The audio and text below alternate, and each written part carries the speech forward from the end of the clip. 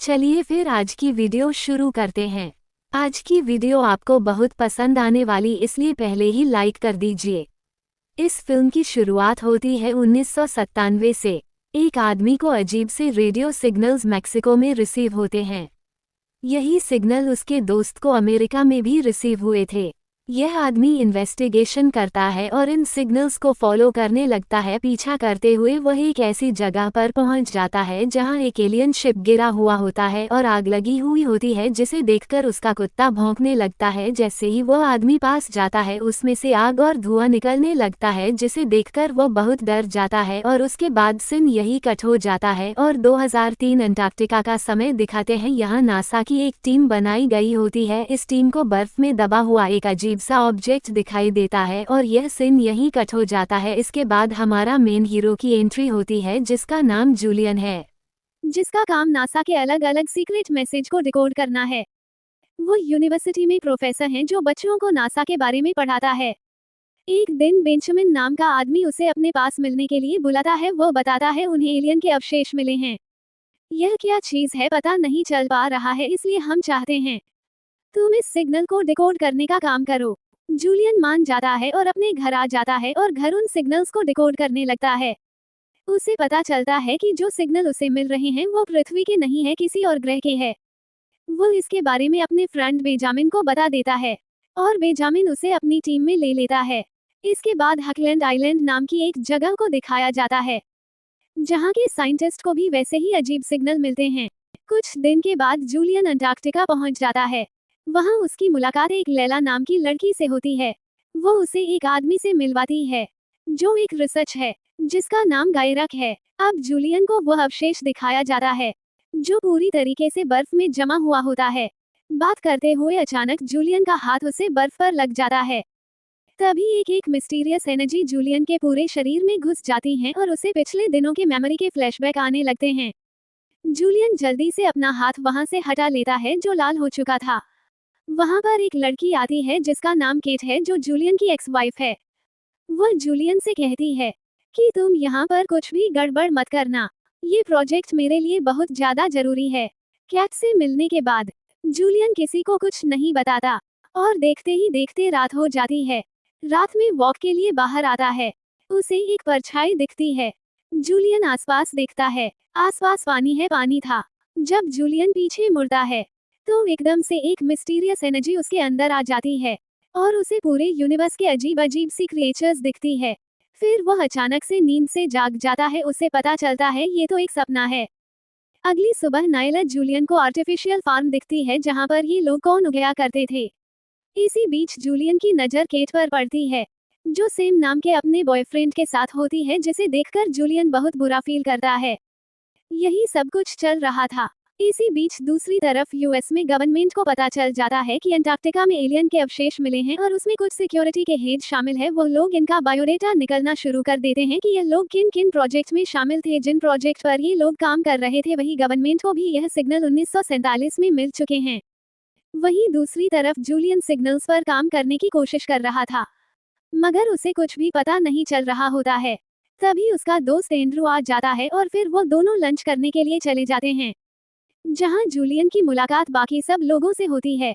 वहां उसकी मुलाकात सेम से होती है। सेम जूलियन से पूछता है कि वो मिस्टीरियस चीज क्या है, तो जूलियन कहता है वो किसी तरह का एलियन है जो दूसरे पहले प्लेनेट से यहाँ पर आया होगा। लेकिन एलियन की बात सुनकर सेम जूलियन का मजाक उड़ाता है। अंटार्कटिका में तूफान आने के कारण इनका पूरा कम्युनिटी सिस्टम बंद हो जाता है।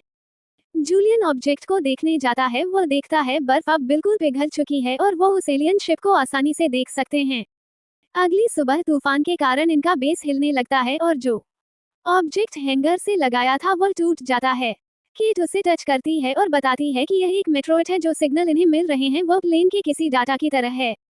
जूलियन यहाँ पर सभी लोगों से कहता है कि यह ऑब्जेक्ट एक ब्लैक बॉक्स हो सकता है। इसके बाद जूलियन अपनी कंप्यूटर की मदद से अपनी थ्योरी सबको बताता है। जूलियन कहता है यह एलियन शिप गलती से गैलेक्सी से धरती पर आ गया है और अब यह अपने सिग्नल भेज रहा है ताकि कोई यहाँ पर इसे रेस्क्यू कर सके और इसे यहाँ से ले जा सके। जूलियन कुछ मैसेज को डिकोड कर लेता है, लेकिन उसे इसका मतलब समझ में नहीं आता। इसी बीच इनका एक ग्रुप मेंबर एलियन को जहाँ रखा होता है वहाँ उन सबको बुलाता है। सभी लोग देखते हैं कि एलियन शिप के अंदर जाने का एक छोटा सा रास्ता है जिसे देखकर कैट सबसे पहले कहती है कि हमें अंदर नहीं जाना चाहिए क्योंकि अंदर अजीब वायरस हो सकते हैं। पर सेम बोलता है ये पेज पूरी तरह से सेल है, अंदर अगर कोई वायरस हुआ भी तो हमें नहीं लगेगा। फिर ये लोग उसे अगले दिन खोलने के लिए कहते हैं। दूसरी तरफ गवर्नमेंट ऑफिसर बेंजामिन को अपने पास बुलाते हैं और यह बात बताते हैं। गवर्नमेंट को 1947 में ही पता चल गया था कि एलियन अर्थ के लोगों को गायब कर रहे हैं, वो एक तरह का वायरस फैला रहे हैं। अगर वो वायरस फैल गया तो पूरी धरती बर्बाद हो जाएगी। इसलिए गवर्नमेंट ने यह बात लोगों से छुपा कर रखी। जो लोग गायब हो गए थे उन लोगों के केस पर इतना ध्यान नहीं दिया गया। और जब अंटार्कटिका पर एलियन के अवशेष मिले तो ये बात गवर्नमेंट को बहुत बाद में पता चलती है। तब तक वायरस फैलने का खतरा बढ़ चुका था, इसलिए गवर्नमेंट फैसला करती है कि इस पूरे बेस को ही खत्म कर दिया जाए। ये सुनकर बेंचमैन बहुत हैरान होता है और उनसे कुछ टाइम मांगता है। और दूसरी तरफ जूलियन अब तक मैसेज को डिकोड नहीं कर पाया था, तभी वहाँ केट आ जाती है। वो कहती है ये मैसेज माइंडमीन्स नाम के गेम की तरह है। कैट की बात सुनकर जूलियन को एक आइडिया आता है और वो फाइनली मैसेज को डिकोड कर लेता है। मैसेज में लिखा होता है डू नॉट ओपन, जो पढ़कर वह दोनों मेंटल बेस की तरफ भागते हैं। पर तब तक बहुत देर हो चुकी थी, उन लोगों ने एलियन शिप को खोल लिया था। शिप के अंदर से एक एनर्जी बाहर निकल रही होती है जिससे वहां पर एक धमाका हो जाता है और जो पास खड़े हुए लोग होते हैं बहुत दूर जाकर गिरते हैं और एक आदमी की मृत्यु हो जाती है और पूरा बीस तबाह हो जाता है। कुछ देर के बाद वह लोग अपनी अपनी टॉर्च लेकर पेज मेंटल बेस के अंदर जाते हैं। उन्हें ऑब्जेक्ट में एक और नजर आता है। टोनी नाम का एक एस्ट्रोनॉट लकड़ी से उसे हाल पर मारता है, तभी एक एलियन उन्हें नजर आता है। तभी नेला अचानक से चीखने लगती है और उसकी नाक से खून आने लगता है। चेहरा अचानक से बदलने और बहाने लगता है। तभी ऐसे ही दूसरे लोगों के साथ होने लगता है और फिर सब समझ जाते हैं कि ऑब्जेक्ट के अंदर से कोई वायरस बाहर आया है और वह सारे में फैल गया है। वो लोग सेल को बंद कर देते हैं और फिर समझ जाते हैं शिप में कोई वायरस था जो अब फैल चुका है और वह लोग अपने आप को एक रूम में बंद कर लेते हैं। स्पीच कैरी सबसे कहता है एलियन को जिंदा रहने के लिए एक होस्ट का शरीर चाहिए, इसलिए हो सकता है हम में से कोई और भी इन्फेक्टेड हो। दूसरी तरफ दिखाया जाता है कि एलियन उठ गया है और वह सभी लोग एलियन को गन लेकर घूमने निकल जाते हैं। कुछ देर के बाद जूलियन को वह एलियन नजर आ जाता है जिसे देखकर वह अपनी लाइट नीचे रख देता है और एलियन से दोस्ती करने की कोशिश करता है। एलियन अपना हाथ फ्लैशलाइट के सामने कर देता है और उसकी रोशनी को अपने अंदर खींचने लगता है और एलियन जूलियन को दोनों हाथों से उठता है और अपनी एनर्जी उसके अंदर डालने लगता है, शेयर करने लगता है। दरअसल वह एलियन जूलियन को ये बताना चाह रहा था कि वह कहां से आया है और यहां आकर कैसे फंस गया है। इसी बीच सेम और टोनी आ जाते हैं। उन्हें लगता है कि एलियन जूलियन को नुकसान पहुंचाना चाहता है, इसलिए वह एलियन को गोली मार देते हैं। एलियन से एनर्जी निकलती है जो टोनी को लगती है और एलियन मर जाता है। इसी बीच बेंजामिन व्हाइट हाउस से किसी तरह कांटेक्ट करता है और ग्रुप को बताता है कि गवर्नमेंट को पहले से ही पता है इस वायरस के बारे में और एलियन के बारे में बहुत पहले से पता है। गवर्नमेंट वाले इस बात को छुपाना चाहते हैं कि इस वायरस के कारण एक नई महामारी फैल जाएगी, इसलिए वह इस बेस को पूरी तरह मिटाना चाहते हैं, खत्म करना चाहते हैं ताकि यह बीमारी न फैल सके। जूलियन किसी तरह उन्हें कन्विंस करने की कोशिश। जूलियन कहता है कि वो वायरस को बाहर नहीं आने देंगे।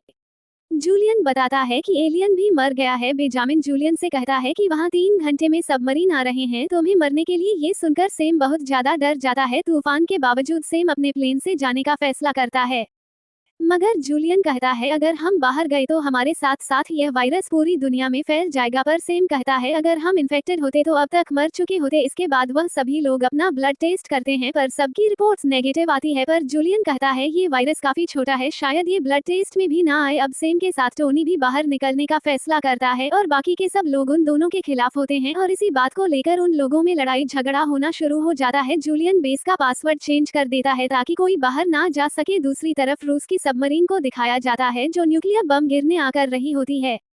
दूसरी तरफ उन लोगों में अब तक लड़ाई झगड़ा हो रहा होता है और सेम और टोनी दोनों निकलकर वहां से भाग जाते हैं और दोनों बाहर निकालने की कोशिश कर रहे होते हैं। टोनी और सेम भागते भागते फील्ड से निकलने की कोशिश करते हैं।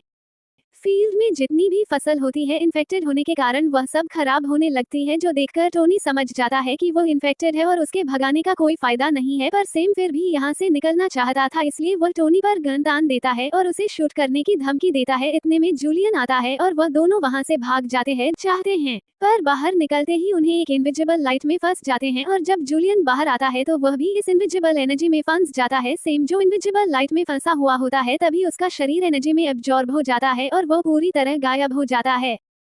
यही एनर्जी एक्चुअली जूलियन को भी कवर अप कर लेती है और उसे यूनिवर्स के और न्यूक्लियर बम के विजन्स आने लगते हैं और तभी जूलियस ये समझ जाता है कि यह एलियंस का स्पेसशिप है जो अपने मरे हुए एलियन को लेने के लिए आए हैं। और यह समझने के बाद जूलियन बेस के अंदर जाकर गराज और एक साइंटिस्ट लड़की को बचाकर बाहर लाता है।